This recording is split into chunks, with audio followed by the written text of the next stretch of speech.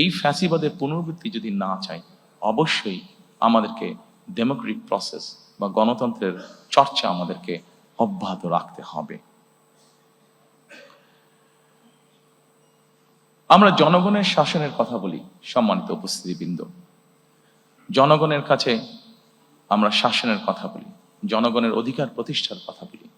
আমি ব্যক্তিগতভাবে একজন রাজনৈতিক কর্মী হিসাবে মনে করি, বিশ্বাস করি দৃঢ়ভাবে, যে জনগণের শাসনের যদি আমাদেরকে প্রতিষ্ঠিত করতে হয়, জনগণের যদি আসলে আমরা ভাগ্যের পরিবর্তন করতে চাই, তবে একটি বিষয় আমাদেরকে নিশ্চিত করতে হবে, সেটা হচ্ছে জবাবদিহিতা বা অ্যাকাউন্টেবিলিটি। আমাদের সমাজের প্রত্যেকটি স্তরে, রাষ্ট্র পরিচালনার প্রত্যেকটি স্তরে, সরকার পরিচালনার প্রত্যেকটি স্তরে ধীরে ধীরে আমাদেরকে অ্যাকাউন্টেবিলিটি বা জবাবদিহিতা আমাদেরকে প্রতিষ্ঠিত করতে হবে। অর্থাৎ যারা যে দায়িত্বে থাকবেন তাদেরকে অবশ্যই জনগণের কাছে কোনো না কোনোভাবে তাদের কাজের জন্য জবাবদিহিতা করতে হবে, অ্যাকাউন্টেবল থাকতে হবে তাদেরকে। আমরা যদি বিগত 16-17 বছরে যা হয়েছে আমরা দেখেছি, খুব সহজে আমরা একটি কথা বলতে পারবো, যেহেতু ভোটই ছিল না, দেশে নির্বাচন ব্যবস্থাই ছিল না, ফলে জবাবদিহিতাও ছিল না। এবং জবাবদিহিতা ছিল না বলেই আমরা অপশাসন দেখেছি, জবাবদিহিতা ছিল না বলেই আমরা দুর্নীতি দেখেছি ট্রিমেন্ডাস হারে। সম্মানিত উপস্থিতিবৃন্দ, আমাদেরকে জবাবদিহিতা যদি নিশ্চিত করতে হয়, গণতন্ত্রকে যদি নিশ্চিত করতে হবে, তবে অবশ্যই আরেকটি বিষয় আমাদেরকে নিশ্চিত করতে হবে, যেটি বিএনপির একটি ট্র্যাডিশন, যেটি বিএনপি যখনই রাষ্ট্র পরিচালনার সুযোগ পেয়েছে, সবসময় বিএনপি চেষ্টা করেছে এই প্র্যাকটিসটিকে অব্যাহত রাখতে। গণমাধ্যম এবং মত প্রকাশের স্বাধীনতা, কারণ গণমাধ্যমের স্বাধীনতা যদি না থাকে, মত প্রকাশের স্বাধীনতা যদি না থাকে, তাহলে অবশ্যই জবাবদিহিতাকে আমরা ধরে রাখতে পারবো না। এবং সেই জন্যই রাজনৈতিক কর্মী হিসাবে এবং আমার দলের অবস্থান থেকে আমরা দৃঢ়ভাবে যে কোনো মূল্যে এই ব্যাপারটিকে নিশ্চিত করতে চাই। প্রিয় উপস্থিতিবৃন্দ, আমরা যদি 2001 থেকে 2006 সাল পর্যন্ত পত্রপত্রিকাগুলো দেখি, আমরা দেখব সেই সময় পত্রপত্রিকাগুলো স্বাধীনভাবে তাদের মতামত উপস্থাপন করেছেন বা বক্তব্য তুলে ধরেছেন।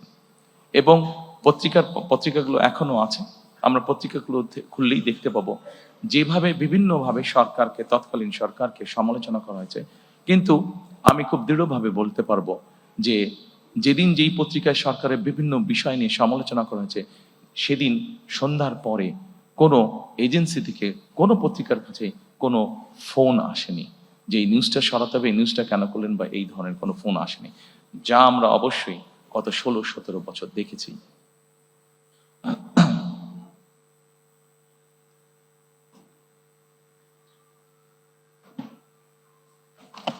সম্মানিত উপস্থিতিবৃন্দ, এরপরে আমি মুক্তিযুদ্ধ এবং গণ অভ্যুত্থান, আমাদের রাষ্ট্র ব্যবস্থার দ্বিতীয় যেই স্তম্ভটি বা গুরুত্বপূর্ণ বিষয়, আমি সেখানে যেতে চাইছি।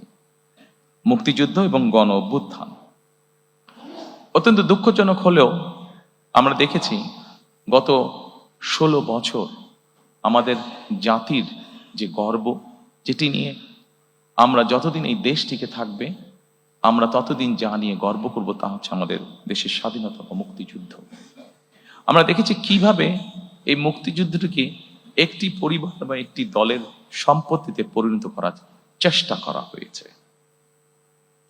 সম্মানিত উপস্থিতিবৃন্দ, আমরা মনে করি নিরপেক্ষভাবে মুক্তিযুদ্ধের স্মৃতি সংরক্ষণ করা এটি একটি জাতীয় দায়িত্ব, এবং আমরা সকলের সাথে নিয়ে, সকলের পরামর্শক্রমে, উপদেশক্রমে আগামীতে এই বিষয়টিকে আমরা উপস্থাপন করতে চাই নিরপেক্ষভাবে জাতির সামনে।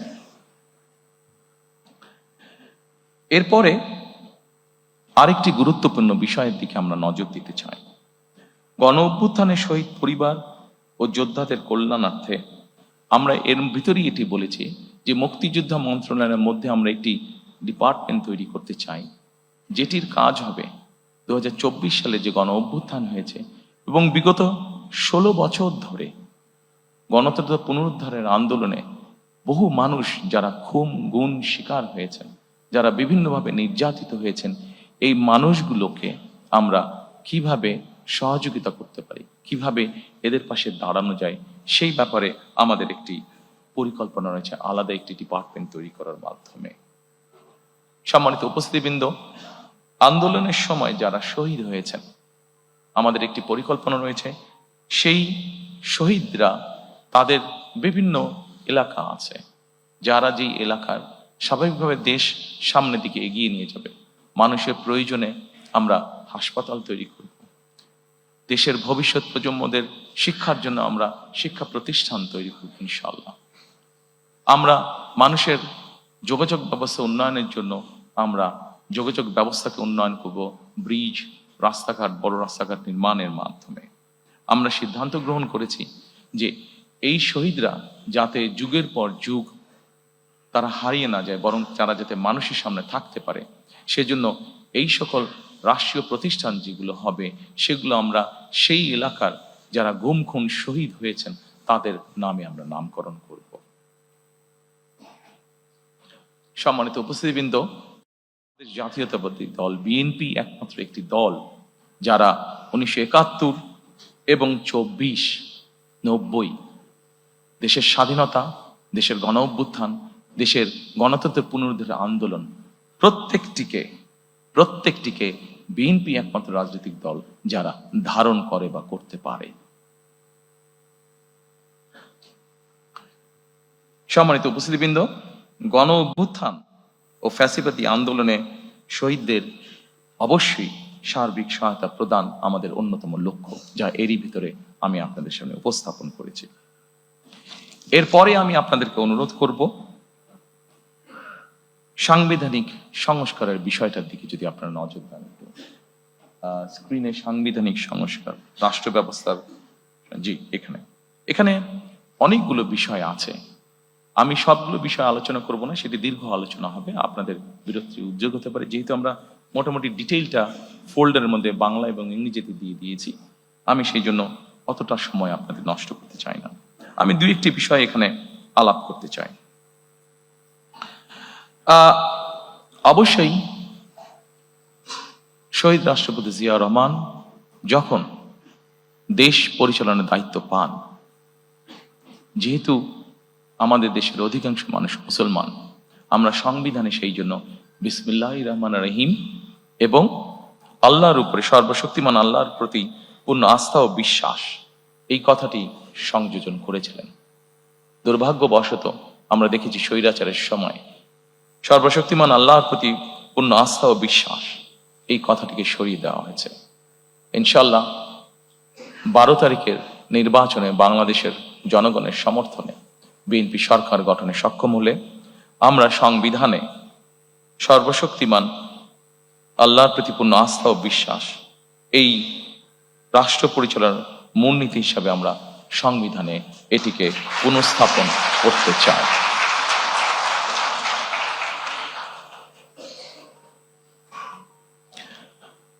সম্মানিত উপস্থিতিবৃন্দ, আমরা যেহেতু প্রথমে আমি বলেছি যে বাংলাদেশকে যদি গণতান্ত্রিক ভিত্তির উপর প্রতিষ্ঠিত করতে হয়, তাহলে অবশ্যই আমাদেরকে যে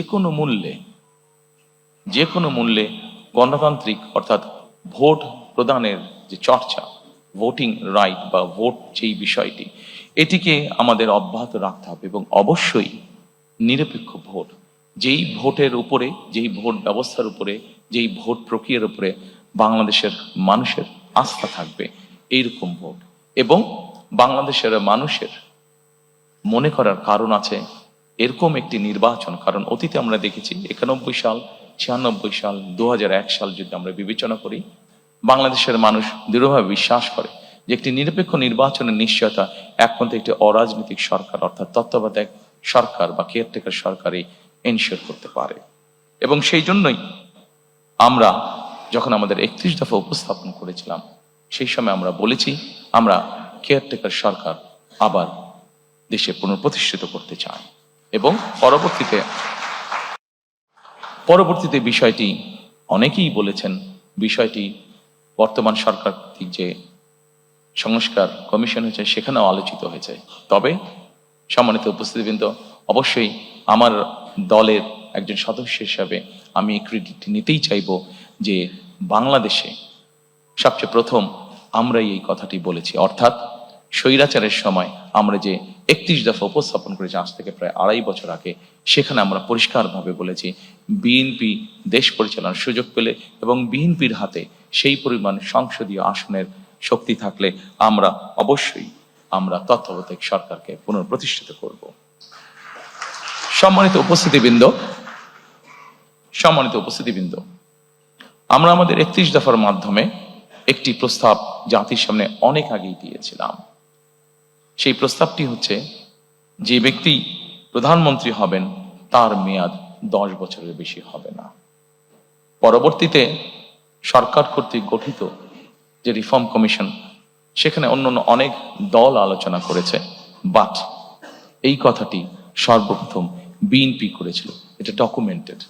কাজেই এটির ক্রেডিটও আমরা অবশ্যই গ্রহণ করতে চাই এবং আমরা ইনশাল্লাহ সরকার গঠনে সক্ষম হলে আমরা অবশ্যই দেশের আইনের মধ্যে এই বিষয়টি প্রবর্তন করব যে একজন ব্যক্তি ম্যাক্সিমাম 10 বছর তার প্রধানমন্ত্রী হিসেবে তার কার্যকাল থাকবে।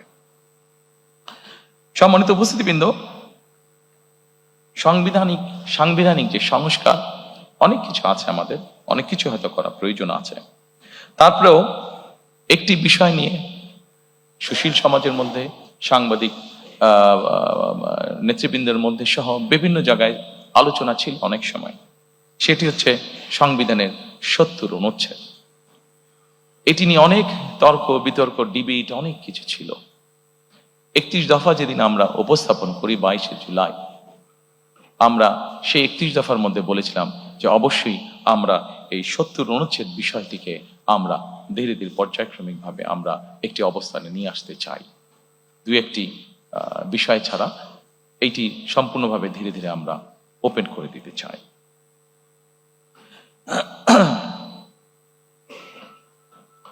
সম্মানিত উপস্থিতিবৃন্দ, আমরা সকল সময় মনে করি, বাংলাদেশ জাতীয়তাবাদী দল মনে করে, আমরা আমাদের 31 দফার মাধ্যমে সেটি উপস্থাপন করেছি। আমরা বিভিন্ন সময় আমাদের বিভিন্ন বক্তব্য সেটা উপস্থাপন করেছি। আমরা মনে করি, আমরা যারা প্রতিদিনকার রাজনীতি করি, এই যে সংসদে 300 আসনে যারা সদস্য নির্বাচিত হবেন, তারা প্রতিদিনকার রাজনীতি করছেন। কিন্তু এই প্রতিদিনকার রাজনীতির বাইরেও সমাজে অনেক মানুষ আছেন, চিকিৎসক হতে পারেন, লয়ার হতে পারেন, সাংবাদিক হতে পারেন, সিভিল সোসাইটির বিভিন্ন পর্যায়ের মেম্বার হতে পারেন, যাদেরও দেশের সম্পর্কে বা দেশ গঠন সম্পর্কে তাদের মূল্যবান মতামত বা উপদেশ অবশ্যই থাকতে পারে। কন্ট্রিবিউট করার মতন তাদেরও, দেশ গঠনে কন্ট্রিবিউট করার মতন তাদেরও অবস্থান অবশ্যই থাকতে পারে। আমরা সেই জন্যই চেয়েছি যে এই মানুষগুলোর মধ্যে থেকেও যারা চান, তাদেরকে আমরা দেশ পুনর্গঠন বা রাষ্ট্র পুনর্গঠন প্রসেসের মধ্যে ইনভলভ করার জন্য, এবং সেজন্যই আমরা যখন প্রথম 31 দফা উপস্থাপন করেছি, সেই সময় অন্য আর কোনো দল বলার আগে আমরা সেই সময় বলেছিলাম যে দেশে আমরা উচ্চ কক্ষ, সংসদে উচ্চ কক্ষ প্রবর্তন করতে চাই।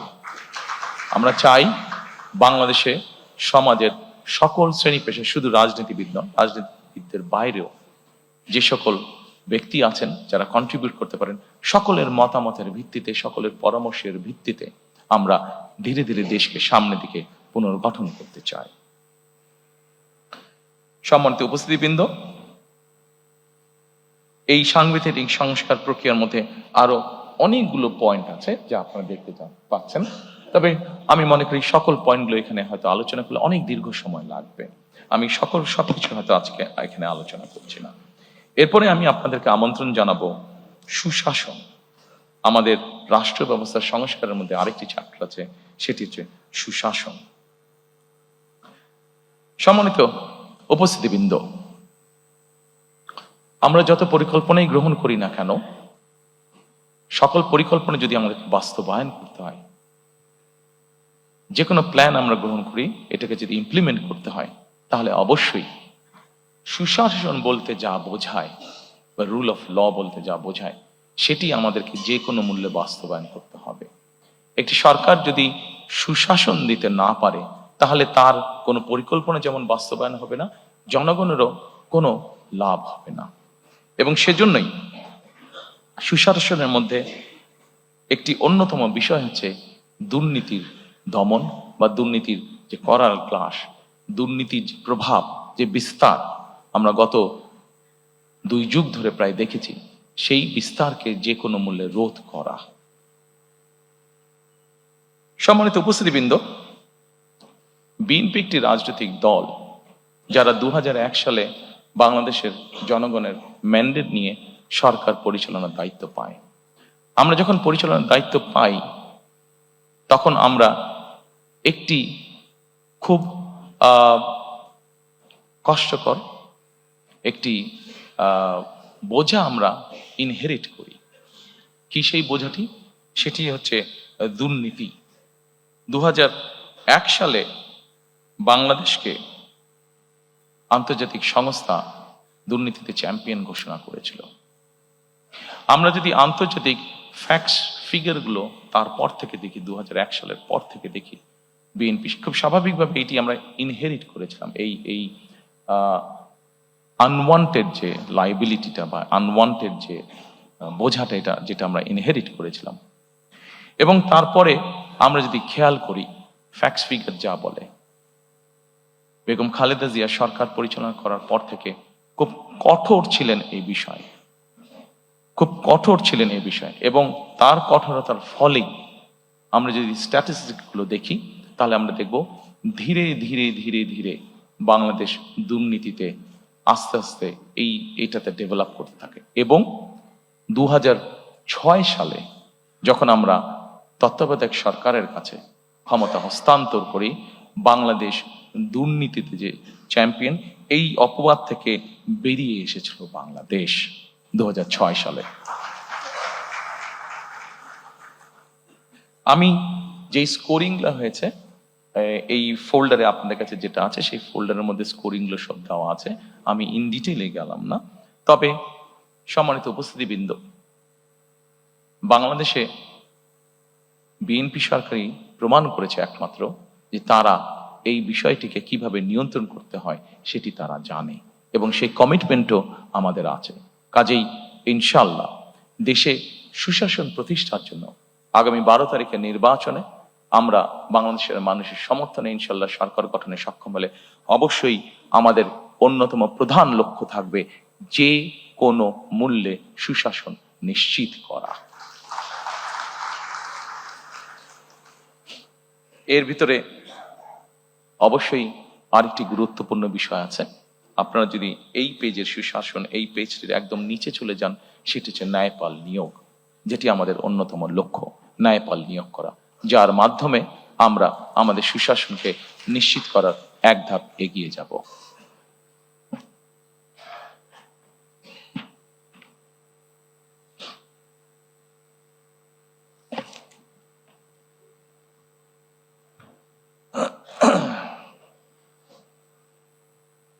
সম্মানিত উপস্থিতিবৃন্দ, বিগত 16 বছর ধরে রাজনৈতিক দল হিসেবে বিএনপি একটি দল, যেই দলের নেতা, কর্মী, সমর্থক সহ বহু মানুষ গুম, খুন, অত্যাচারের শিকার হয়েছে, নির্যাতনের শিকার হয়েছে। একটি রাজনৈতিক দলের সদস্য হিসাবে আজকে এখানে আমন্ত্রিত সকল অতিথির সামনে আমরা বলতে চাই, অবশ্যই আমরা চাই না যে ঘটনার ভিতর দিয়ে যে বিএনপি গিয়েছে সেই ঘটনার আবার পুনরাবৃত্তি বাংলাদেশে হোক।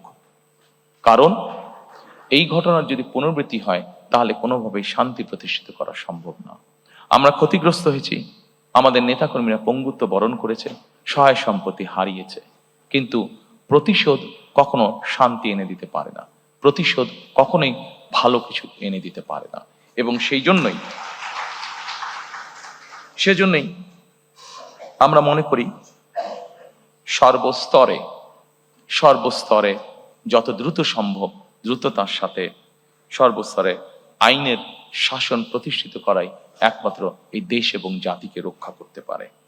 একই সাথে 2024 সালের যে আন্দোলন হয়েছিল, সেখানে বৈষম্য নামক এই শব্দটি অত্যন্ত গুরুত্বপূর্ণ ছিল।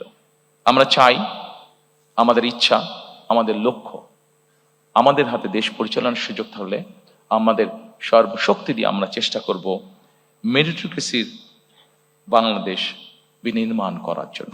অর্থাৎ প্রিয় সহকর্মীবৃন্দ, প্রিয় উপস্থিতিবৃন্দ, একটি বিষয় আজকে আমাদেরকে অনুধাবন করতে হবে। একটি রাজনৈতিক সরকার হিসাবে আমরা যদি সঠিক ব্যক্তিকে সঠিক জায়গায় নিয়োগ দিতে না পারি, একটি রাজনৈতিক দল হিসাবে আমাদের পরিকল্পনা আছে, আমরা এমন কোনো ব্যক্তিকে যদি এমন কোনো জায়গায় নিয়োগ দিই যার যোগ্যতা তার নেই, তাহলে সবচেয়ে আগে ক্ষতিগ্রস্ত হবে আমার সেই রাজনৈতিক সরকার। কারণ আমার পরিকল্পনা বাস্তবায়নের যোগ্যতাই তার নেই। ফলে ক্ষতিগ্রস্ত হবে দেশ, ক্ষতিগ্রস্ত হবে দেশের জনগণ। সেজন্য আমরা দৃঢ়ভাবে বিশ্বাস করি, দেশকে যদি পুনর্গঠন করতে হয়, দেশকে যদি সামনের দিকে নিয়ে যেতে হয়, অবশ্যই আমাদেরকে মেরিটোক্রেসি অর্থাৎ মেধাকে আমাদের অবশ্যই প্রায়োরিটি দিতে হবে। যার যেই যোগ্যতা যেখানে, তাকে আমরা দিতে পারি। ব্যক্তিগতভাবে আমি বিশ্বাস করি যে আমি যখন একজন মেধাবীকে, সে যেই রাজনৈতিক আদর্শে বিশ্বাস করুক না কেন, আমি যদি একজন মেধাবীকে তার নিজের জায়গায় পৌঁছতে সাহায্য করি, তখন সে কিন্তু একটি বিষয়ে চিন্তা ভাবনা করবে যে আজকে বিএনপি সরকার ছিল বলেই আমি আমার মেধার শক্তিতে এখানে আসতে সক্ষম হয়েছি। কাজেই বিএনপি সরকার নিরপেক্ষতা নিশ্চিত করেছে। কাজেই আমি চেষ্টা করব যে বিএনপি সরকার নিরপেক্ষভাবে যাতে তার কাজ করতে পারে, সেই চেষ্টা আমি করব। পুরো বিষয়টাকে আমি এইভাবে দেখি এবং সেই জন্যই আমি মনে করি যে যেইটা যোগ্য, যে আর যেই মেধা আছে, তাকে সেভাবেই সুযোগ দেওয়া উচিত।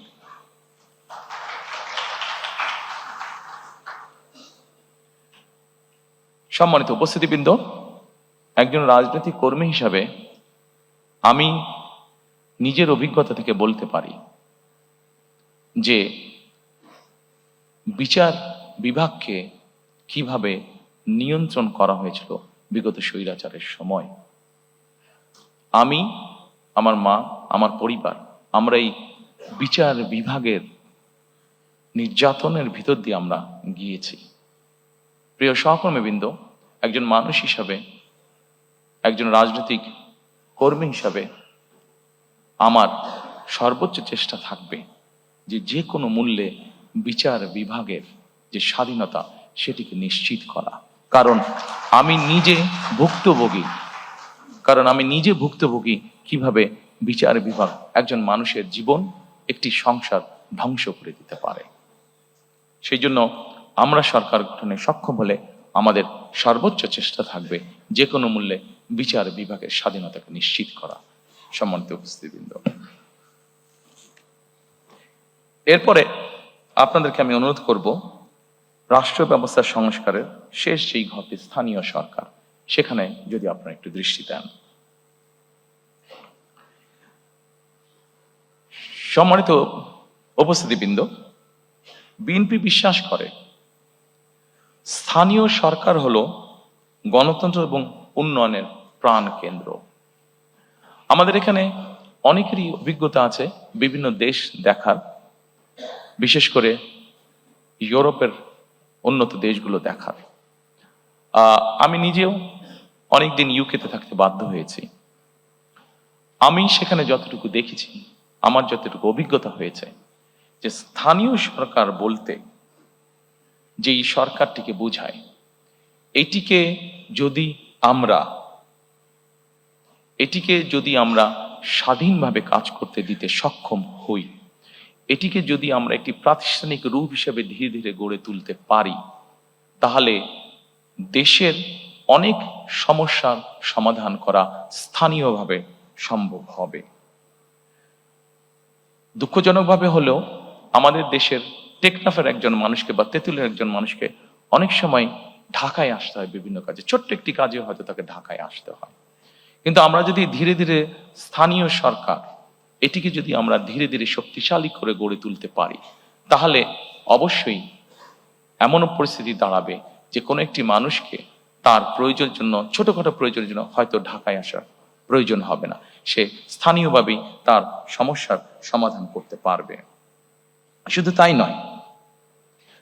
নয়, স্থানীয় সরকারটিকে যদি আমরা শক্তিশালী করতে পারি, তাহলে আমরা গণতন্ত্র নিয়ে যেই কথা বলছি, গণতন্ত্রের ভিত্তিটাকে শক্তিশালী করার জন্য যেই কথাটা বলছি, সেটিও করতে আমরা সক্ষম হব। কারণ জবাবদিহিটা স্থানীয় পর্যায় থেকে তৈরি হবে। জবাবদিহিতা যখন স্থানীয় পর্যায় থেকে তৈরি হবে, মানুষের জীবন মান উন্নয়ন হতে তখন বাধ্য, দুর্নীতি কমে আসতে তখন বাধ্য, প্রকৃত উন্নয়ন বলতে যা বোঝায়, আইন শৃঙ্খলা বলতে যা বোঝায়, সকল কিছু তখন ধীরে ধীরে ভালোর দিকে এগোতে থাকবে।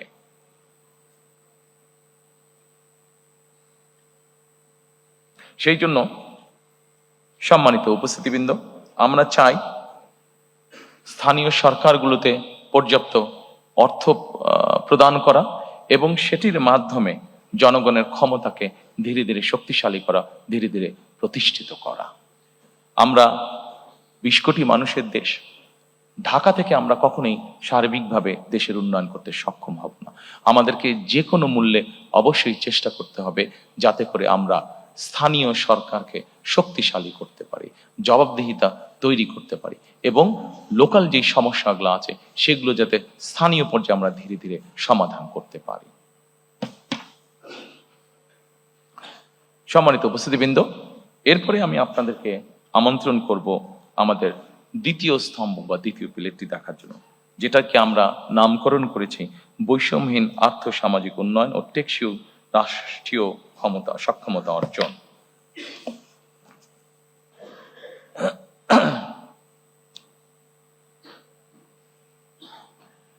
সম্মানিত উপস্থিতিবৃন্দ, বাংলাদেশে এইটিকে আমরা বৈষম্যহীন আর্থ সামাজিক উন্নয়ন টেকসই রাষ্ট্রীয় সক্ষমতা অর্জন, এটিকে আমরা কয়েক ভাগে আবার ভাগ করেছি।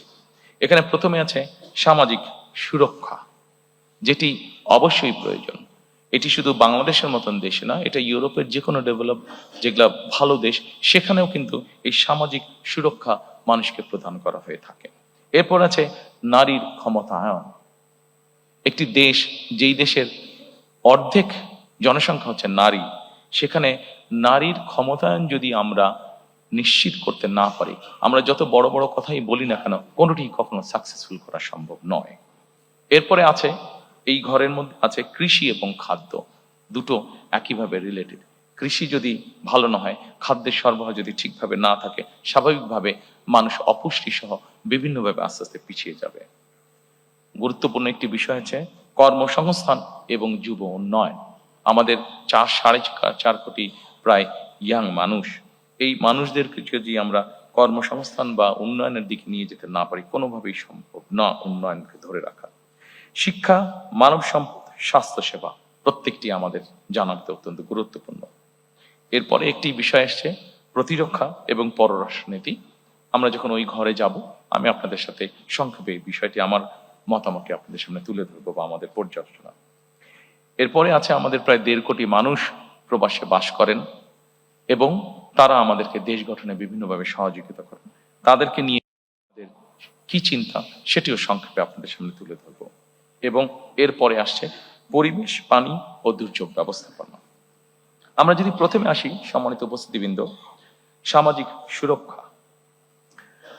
4 কোটি, বাংলাদেশে 4 কোটি মানুষ, 4 কোটিরও বেশি মানুষ দারিদ্রতার ভিতরে বা চরম দারিদ্রতার ভিতরে বাস করছে। এর মধ্যে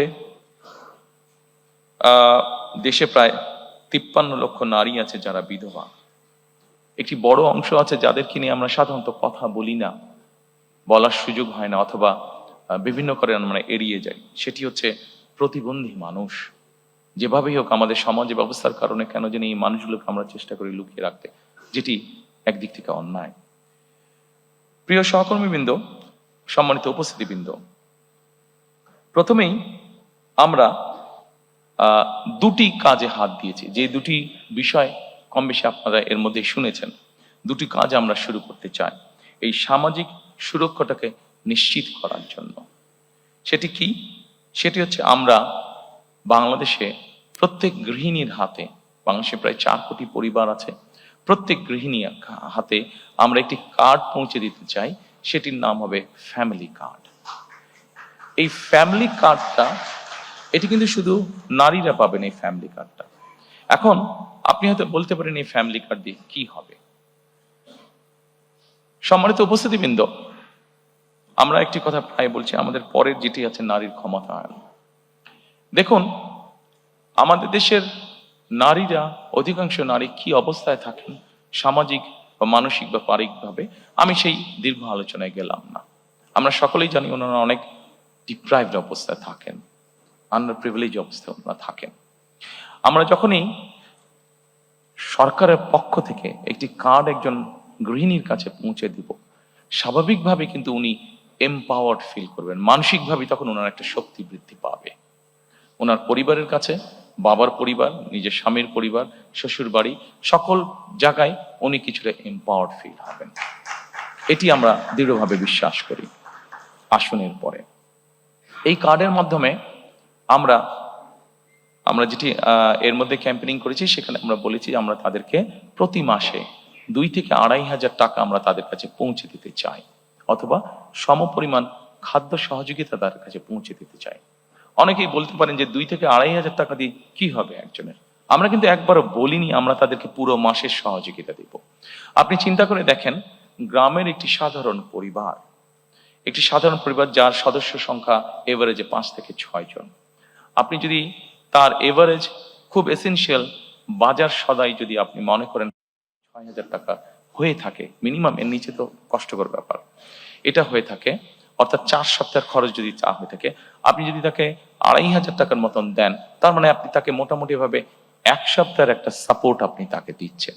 এই 1 সপ্তাহ সাপোর্টটা আমরা যারা আজকে এত সুন্দর জায়গায় বসে আলোচনা করছি, আমাদের কাছে এটা গায়েই লাগবে না বিষয়টা, বাট আমরা যদি তাদের সেই বাস্তব অবস্থায় যাই, এই 1 সপ্তাহের 2,500 টাকার সহযোগিতা তার জন্য বিরাট বড় ব্যাপার।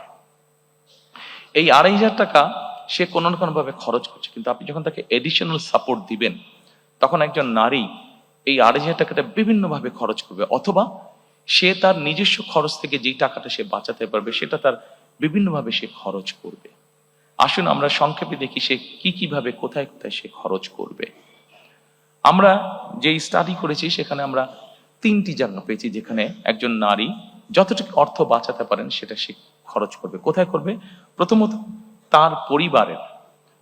তার পরিবারের যে সন্তান আছে তাদের খাওয়া দাওয়া, হেলথের পিছনে সে খরচ করবে প্রথমেই, যে তার ছেলেমেয়েরা একটু ভালো খাক, একটু ভালোভাবে খেয়ে পরে থাকুক। আচ্ছা, তারপরে সেখান থেকে যদি সে খরচ বাঁচাতে পারে, তাহলে সে চেষ্টা করবে তার সন্তানদের লেখাপড়ার পিছনে, যে তার সন্তানটা একটু বেটার লেখাপড়া করুক, সে টাকাটা ওখানে খরচ করবে। তারপরে থার্ড জায়গা সে যেটা খরচ করবে, সে যদি টাকা সাশ্রয় করতে পারে, সেভিং করতে পারে, তাহলে সে যেটা করবে, সেটা তার আশেপাশে গ্রাম অঞ্চলে সে ছোট ছোট ছোট বিনিয়োগ করবে, ইনভেস্ট করবে, অর্থাৎ লোকাল ইকোনমিতে সে কন্ট্রিবিউট করবে, লোকাল ইকোনমিটা সে রান করবে। প্রিয় সহকর্মীবৃন্দ, আমরা যদি এভাবে দেখি, একটা পরিবার 5 বছর 7 বছর ধরে এই সাপোর্টটা পেল, আপনি চিন্তা করেন একটা গ্রামে যদি 10টা পরিবার থাকে, 10টা পরিবার যদি, তার মধ্যে 7টা পরিবার যদি অসচ্ছল থাকে, তারা যদি এই সাপোর্টটা পায়, তার মানে 7টা পরিবার কিন্তু মোটামুটি ভাবে 5-7 বছর পরে একটা মোটামুটি ভাবে অর্থনৈতিক অবস্থার মধ্যে আসলো। এই যে 7টা পরিবার মানে যে লোকাল ইকোনমিতে কন্ট্রিবিউট করেছে, তাহলে আপনি দেখেন সে হয়তো হাঁস মুরগি পালন করেছে, সে ডিমটা বিক্রি করেছে, আরেকজন ডিম কিনেছে, সেখান থেকে সে তার যে বিক্রি করে ইনকাম করলো, সে গামছা কিনেছে, অথবা চুড়ি কিনেছে, অথবা কসমেটিক কিনেছে, অর্থাৎ কোনো না কোনো ইকোনমিতে 10 টাকা 5 টাকা করেও ছোট ছোট কিন্তু সে কিন্তু কন্ট্রিবিউট করে যাচ্ছে। অর্থাৎ দিনের পর দিন, মাসের পর মাস, বছরের পর বছর যখন এইভাবে লোকাল ইকোনমিতে আপনি রিসোর্স পাম্প করতে থাকবেন, তখন কিন্তু আস্তে আস্তে পুরো ইকোনমিটা অনেক ভাইব্রেন্ট হওয়া ধরবে। আপনি একটা গ্রামকে এইভাবে আপনি মোটামুটি ভাবে একটা ভালো অবস্থানে নিয়ে আসলেন, আস্তে আস্তে ওই ইউনিয়নটা, আস্তে আস্তে উপজেলাটা, আস্তে আস্তে জেলাটা, আস্তে আস্তে বিভাগটা, আস্তে আস্তে সকল বিভাগ, অর্থাৎ 7 বছর পরে কিন্তু আপনি অনেক বেটার একটি চিত্র পাবেন। অন্তত আমাদের স্টাডি আমাদেরকে তাই বলছে। সেজন্যই আমরা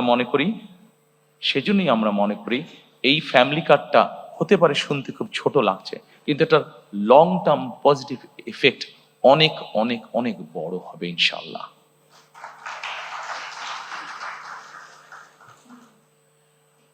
দ্বিতীয়ত, সম্মানিত উপস্থিতিবৃন্দ, আমরা আরেকটি কার্ড ইন্ট্রোডিউস করতে চাচ্ছি, সেটাকে আমরা বলছি ফার্মার্স কার্ড বা কৃষক কার্ড। বাংলাদেশে মোটামুটি ভাবে 4 রকমের কৃষক আছে।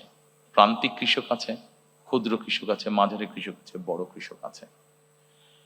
সরকারের হিসাব মতে বিভিন্ন জমির ক্যাটাগরি অনুযায়ী এই কৃষকদেরকে ভাগ করে হয়ে থাকে। আমরা প্রথমে প্রান্তিক, ক্ষুদ্র এবং মাঝারি কৃষক পর্যন্ত যাব।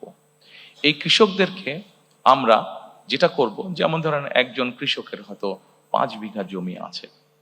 এখন ওই কৃষকটি কি কি চাষ করে, আমরা যখন এই কার্ডটা তাকে দেব, এই কার্ডটা দেওয়ার প্রক্রিয়া যখন আমরা শুরু করব, তখন কিন্তু সারা বাংলাদেশে এই মুহূর্তে যেই ডাটা আমাদের কাছে আছে, সরাসরি জমিতে চাষাবাস কাজ করেন 1.5 কোটির মতন কৃষক আছে।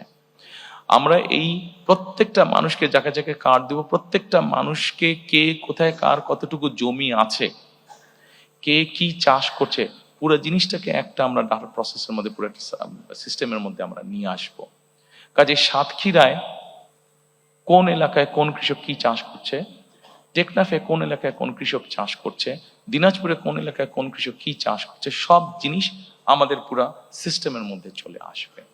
এবং আসার পরে যেটা হবে, আমরা তখন জানতে পারবো যে ঠিক আছে, ওখানে অমুক আলু চাষ করছে, ওখানে অমুক টমেটো চাষ করছে, ওখানে অমুক বাঁধাকপি চাষ করছে। আচ্ছা, বাঁধাকপির সাথে সে আর কি কি চাষ করছে, হয়তো ছোট কৃষক সে, তাকে আমরা এই ফ্যামিলি কার্ডটার মাধ্যমে তার যে কোনো একটা ফসলের সম্পূর্ণ সাপোর্টটা আমরা দেওয়ার চেষ্টা করব। সেটা হচ্ছে বীজ হতে পারে, কীটনাশক ওষুধ এবং সার, এই পরিমাণটা আমরা তাকে দেওয়ার চেষ্টা করব। আপনারা বলতে পারেন যে কেন দেওয়ার চেষ্টা করব? এই জন্য দেওয়ার চেষ্টা করব আমরা, যে বিভিন্ন কারণে তাকে অনেক কষ্টের মধ্যে দিয়ে চালাতে হয়, কিন্তু আমরা যদি এই সাপোর্টটা তাকে অন্তত 5-7 বছর ধরে সাপোর্টটা দিতে পারি, তখন কিন্তু একটা সময় এসে কিন্তু সে একটা জায়গায় এসে দাঁড়াবে, কৃষকটা একটা জায়গায় এসে দাঁড়াবে। অর্থাৎ স্টেট থেকে যে সাপোর্টটা তাকে দেওয়া হবে, তার যেই রিসোর্সটা নিজের কাছ থেকে যেত, সেই রিসোর্সটা সে তখন সেভ করতে পারবে, সেই রিসোর্সটা দিয়ে সে অন্য কোনো কাজ করতে পারবে, যেহেতু স্টেট তাকে একটা সাপোর্ট তাকে দিচ্ছে। এবং we have reason to believe যে এক সময় গিয়ে এই কৃষকটা একজন সচ্ছল কৃষক হিসাবে দাঁড় করতে পারবে নিজেকে। এবং সেই জন্যই আমরা এই কৃষক কার্ডটা দিতে চাচ্ছি। আপনাদের কাছে হয়তো প্রশ্ন থাকতে পারে যে আমরা কি শুধু যারা জমিতে চাষ করছে তাদেরকে এই কার্ডটা দেবো? নো, আমরা যারা জমিতে চাষাবাস করছেন শুধু তাদেরকে আমরা এই কার্ডটা দিব না। আমরা এই কার্ডটা দিব মৎস্য চাষী আছে তাদেরকে আমরা দিব, আমরা এই কার্ডটা দিব খামারি আছে, হাঁস মুরগি পালন করছে, গরু পালন করছে, এরকম যারা বিভিন্ন প্রাণী সম্পদ খামারি আছেন, তাদেরকেও আমরা এই কার্ডটা পৌঁছে দিতে চাই, তাদেরকেও আমরা এই কার্ডটা পৌঁছে দিতে চাই। অর্থাৎ সরাসরি স্টেটের পক্ষ থেকে আমরা কার্ডটা পৌঁছে দিতে চাই। প্রিয় সহকর্মীবৃন্দ, এই কার্ডটার মাধ্যমে আমরা যাদেরকে এই কার্ডটা পৌঁছে দিব, একই সাথে কম বেশি এখন সস্তায় সবার কাছেই অ্যাপ থাকে, স্মার্টফোন থাকে। সেই স্মার্টফোনের মধ্যে আমরা তাদেরকে একটা অ্যাপ আমরা ডাউনলোড করে দিব। কি সেই অ্যাপটা? এই অ্যাপটা নিয়ে আমরা অলরেডি কাজ করেছি। বাংলাদেশি একজন সায়েন্টিস্ট, উনি অস্ট্রেলিয়াতে থাকেন, ওই ভদ্রলোক কাজ করছেন এইটা নিয়ে। এর মধ্যে প্রায় 350 প্রায় 500-র মতন কৃষক তার সাথে কানেক্টেডও আছেন। আচ্ছা, এই কৃষকদের সুবিধাটা কি হচ্ছে? যেমন ধরেন বগুড়াতে কোনো একটি উপজেলায় একজন কৃষক আছে, সে আগামীকাল তার জমিতে সার ছিটাবে। এখন আগামীকাল বৃষ্টি হবে কি হবে না, সে একটা ডিলিমার মধ্যে আছে। সে যেটা করতে পারবে, তার কাছে যখন আমরা ওই অ্যাপটা দিয়ে দিব, সেই অ্যাপটা দিয়ে সে চেক করে নিতে পারবে যে কালকে বৃষ্টি হবে কি না। যদি বৃষ্টি হয় সে সারটা দিবে না, যদি বৃষ্টি না হয় তাহলে সে সারটা দিবে, তার ফলে তার সারটা ধুয়ে যাবে না। আমরা এই কার্ডের মাধ্যমে আমরা ওই সিস্টেমটাকে ইন্ট্রোডিউস করে আনতে চাচ্ছি। শুধু এটা নয়, আমরা তাকে স্মার্টফোনের মাধ্যমে আরেকটি অ্যাপও তাকে আমরা সহযোগিতা করব। কি সেই অ্যাপটা? সেই অ্যাপটা হচ্ছে, তার ফোনটা যদি সে তার ফসলের উপরে ধরে, তার ফসলের হেলথের কি অবস্থা, কোনো রোগ বালাই কোনো হয়েছে কিনা ফসলে, সেই জিনিসটাও সে তখন জানতে পারবে। যদিও কৃষকদের নিজেদের একটা অভিজ্ঞতা আছে, কিন্তু আমরা এই অ্যাপটাও ডেভেলপ করেছি, যেটা ধীরে ধীরে ধীরে ধীরে আমরা সারা দেশের সকল কৃষকের কাছে পৌঁছে দিব। কাজেই এই সুবিধাগুলো আছে। এর বাইরে বীমার সুবিধা আছে, এর বাইরে কার্ডটা থাকলে তার জন্য কৃষি লোনের সুবিধা আছে। এই সুবিধাগুলো থাকবে, নর্মাল যেগুলো আছে এই সুবিধাগুলো থাকবেই তাদের কাছে। সম্মানিত উপস্থিতিবৃন্দ, সামাজিক সুরক্ষার মধ্যে আমি ব্যক্তিগতভাবে, এখানে অনেকগুলো আছে আপনারা দেখতে পাচ্ছেন, কই গেল, আপনারা দেখতে পাচ্ছেন অনেকগুলো আছে, তবে এখানে একটি আমরা লাইন রেখেছি যেটি ব্যক্তিগতভাবে আমি যেটির প্রতি খুবই যত্নশীল, সেটি হচ্ছে পিতামাতার ভরণ পোষণ আইন নামে একটি আইন আছে। এই আইনটিকে আমরা যতটুকু সম্ভব কার্যকর করতে চাই। আমাদের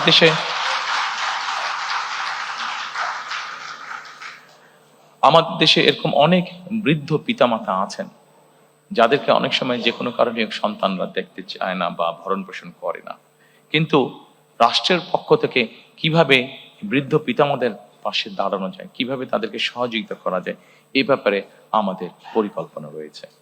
আমরা আশা করি আমরা ইনশাল্লাহ দেশ পরিচালনার সুযোগ পেলে পরে আপনারা যারা আজকে উপস্থিত আছেন, এই কাজটিতে যখন আমরা হাত দিব, আপনারা যারা সিনিয়র সিটিজেন আছেন আমাদেরকে সহযোগিতা করবেন। Thank you.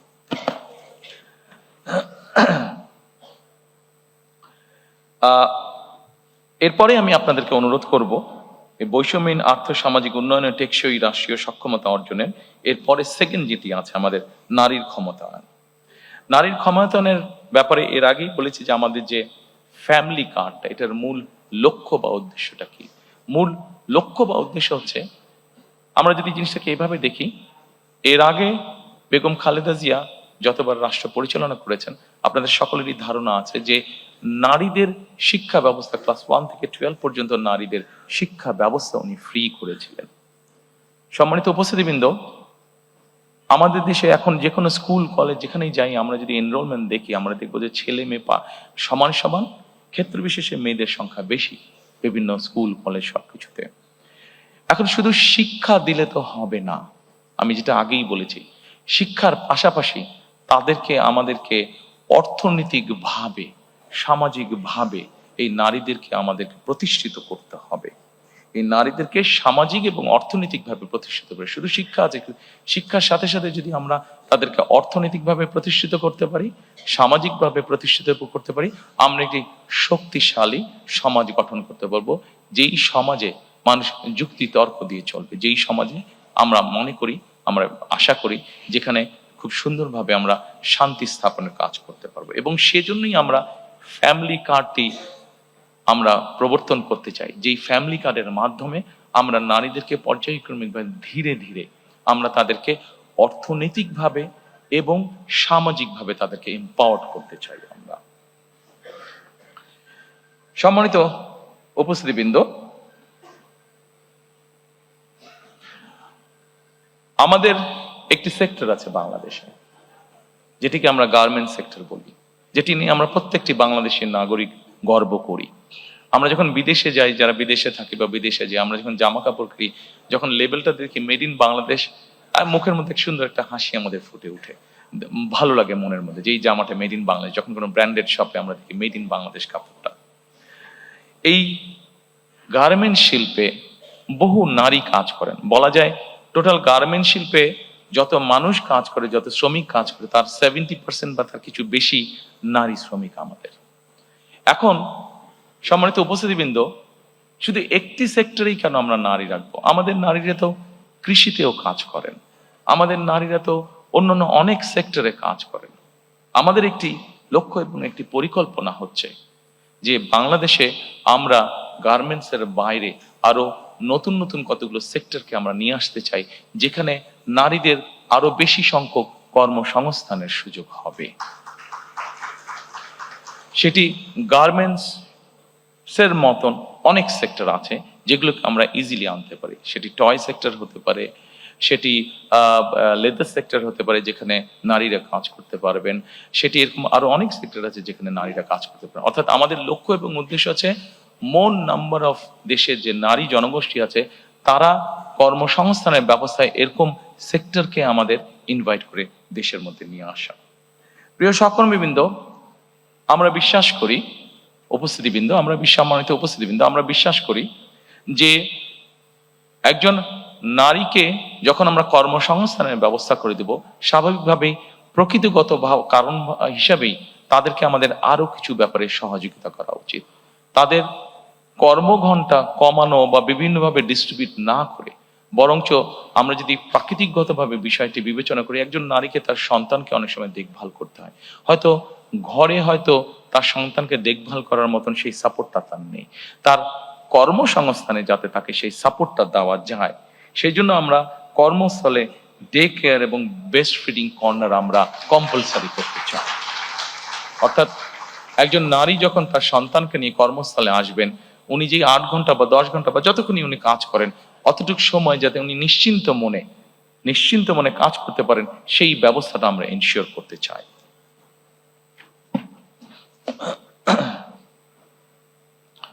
সম্মানিত উপস্থিতিবৃন্দ, আমি মনে হয় আপনাদের বিরক্তির উদ্রেক হচ্ছি না, আমি চেষ্টা করছি সংক্ষেপে রাখার জন্য আমার আলোচনাটা, উপস্থাপনাটা। আমি হয়তো ঠিক রেগুলার নর্মালি আপনারা যেভাবে দেখে অভ্যস্ত ম্যানিফেস্টো উপস্থাপন, আমি ঠিক ওভাবে যাচ্ছি না। নর্মালি সাধারণত লাইন বাই লাইন আমাদের নেতৃবৃন্দরা পড়ে যান। আমি যতটুকু বিশ্বাস করি, যতটুকু বুঝি, যতটুকু জানি, যে জিনিসগুলো আমি বিশ্বাস করি, আপনাদের সামনে আমি সেই জিনিসগুলো উপস্থাপনের চেষ্টা করছি। অবশ্যই এর অর্থ এই নয় যে বাকি জিনিসগুলোর সাথে আমি একমত নেই, অবশ্যই বাকি জিনিসগুলোর সাথে আমি একমত। আমার পার্টির নেতৃবৃন্দ, আমাদের এক্সপার্টসরা মিলে সব তৈরি করেছেন, সবগুলোর সাথে আমি একমত যে এই সবগুলোই কাজ আমরা পর্যায়ক্রমিকভাবে ইনশাল্লাহ করব। তবে এখানে যেই বিষয়গুলো আমার কাছে বেশি ভালো লেগেছে বা বেশি পছন্দ, সেই বিষয়গুলো আপনাদের সামনে আমি সংক্ষেপে উপস্থাপন করছি।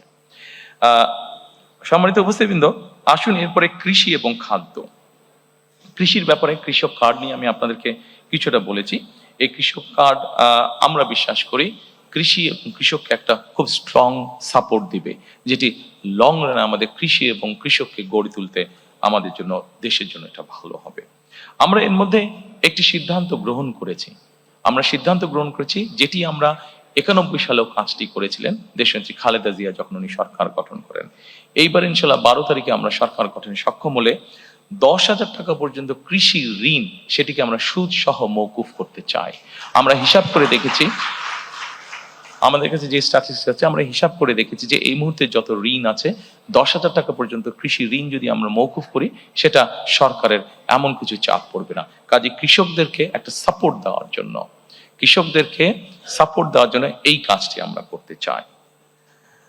সম্মানিত উপস্থিতিবৃন্দ, আমরা একটি কাজ শুরু করতে চাই। এই কাজটি পরিবেশের সাথে সম্পর্কিত, এই কাজটি কৃষির সাথে সম্পর্কিত, এই কাজটি প্রকৃতির অনেক কিছুর সাথে সম্পর্কিত। সেটা হচ্ছে খাল খনন কর্মসূচি আমরা শুরু করতে চাই। খাল খনন কর্মসূচি আমরা দেখেছি দেশে গ্রামে যেরকম পপুলার, একইভাবে শহর অঞ্চলগুলোতেও খাল খনন কর্মসূচি অনেক পপুলার। এবং খাল খনন কর্মসূচি আমরা কেন তৈরি করতে চাই, আমি আপনাদেরকে সংক্ষেপে কয়েকটি উদাহরণ দিতে চাই। সম্মানিত উপস্থিতিবৃন্দ, আমাদের খাল খনন কর্মসূচি যে পরিকল্পনা আছে, সেই পরিকল্পনার মধ্যে 20,000 কিলোমিটার ক্যানেল ডিগিং আমরা করতে চাই সারা দেশ মিলে। এখন এর অনেকগুলো কারণ আছে, আমি খুব সংক্ষেপে আপনাদেরকে একটি উদাহরণ দিয়ে বোঝানোর চেষ্টা করতে চাই। আপনাদের নিশ্চয়ই অনেকের মনে আছে, 1 বছর আগে হঠাৎ করে একটি ফ্লাড হয়েছিল নোয়াখালী অঞ্চলে, গ্রেটার নোয়াখালী অঞ্চলে। দয়া করে আপনারা সকলে একটা সুইমিং পুলের কথা চিন্তা করুন, যে সুইমিং পুলটার radius 50 square mile, average depth হচ্ছে 7 ফিট। আমরা যদি এরকম একটা সুইমিং পুল চিন্তা করি, সেই নোয়াখালী অঞ্চলে যে বন্যাটা হয়েছিল, আমরা যদি পুরোটাকে এরকম একটা সুইমিং পুল চিন্তা করি, তাহলে চিন্তা করে দেখবেন ওই পানি যেটা হয়েছিল সেটা কিন্তু 15 দিন পরে চলে গিয়েছিল।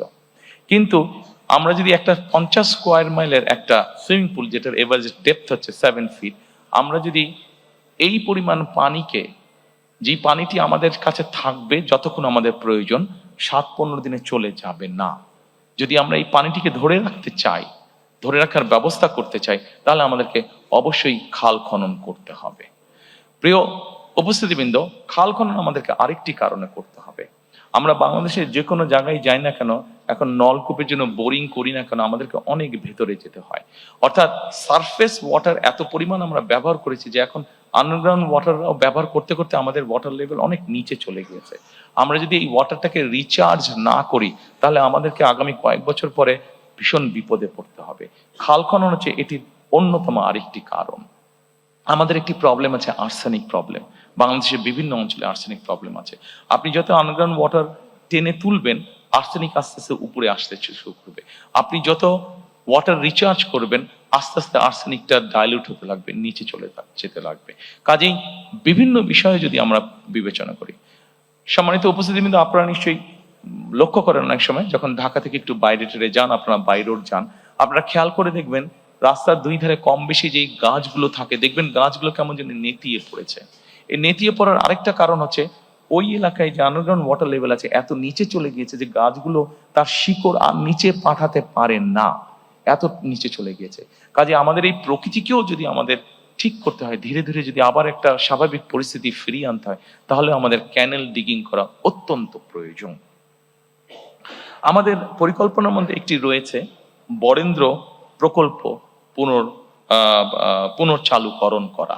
এই বরেন্দ্র প্রকল্প সম্পর্কে আপনাদের অনেকেরই ধারণা আছে। এটি রাজশাহী, চাঁপাইনবাবগঞ্জ, রাজশাহী ওইদিকে শুরু হয়েছিল এবং এটির বিস্তার মোটামুটি ঠাকুরগাঁ পঞ্চগড় পর্যন্ত।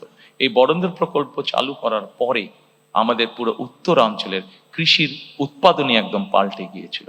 এই প্রকল্পটি মোটামুটি ভাবে এখন অলমোস্ট মৃত পায়।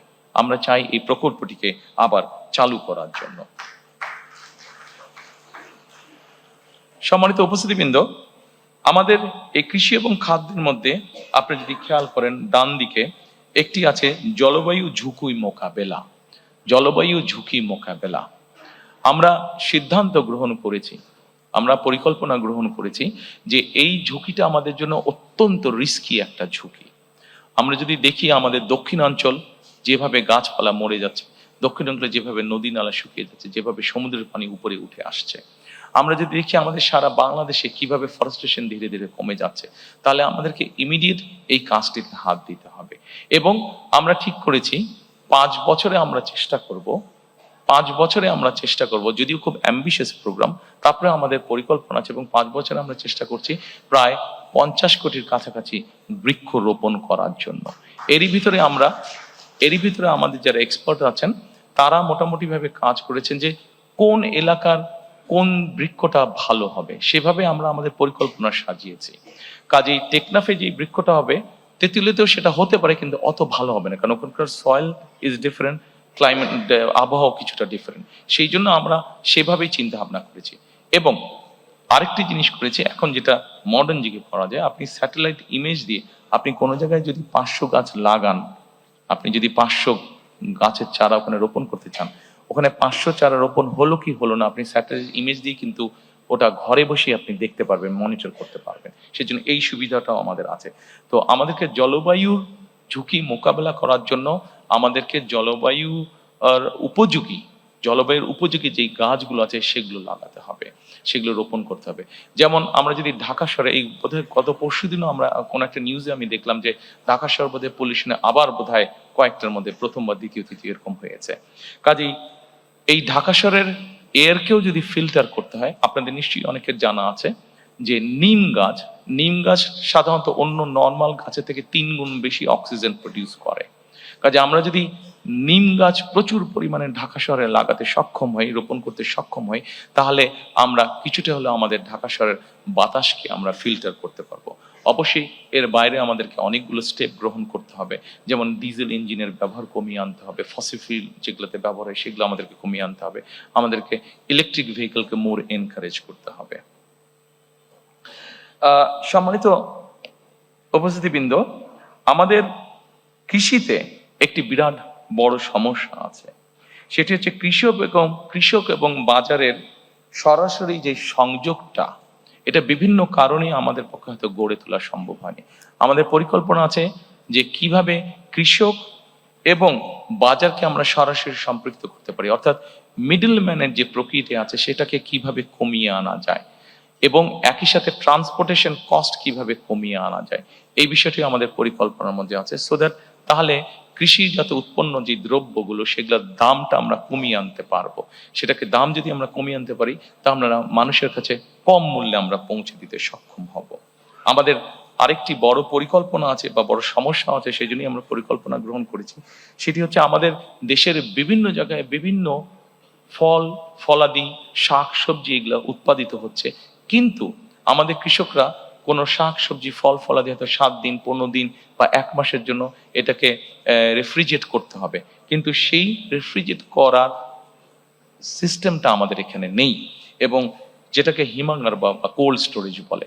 আমরা এর মধ্যে কাজ করেছি যে কোথায় কোথায় আমাদের কি কি উৎপাদিত হয়, কোথায় কোথায় কিভাবে, যেমন আমাদের চাঁপাই নবাবগঞ্জে বা রাজশাহীতে প্রচুর পরিমাণে আম হয়, আমটাকে কিভাবে প্রিজার্ভ করা সম্ভব হতে পারে সেইভাবে আমরা সেখানে হিমাগারটা তো করে তুলবো।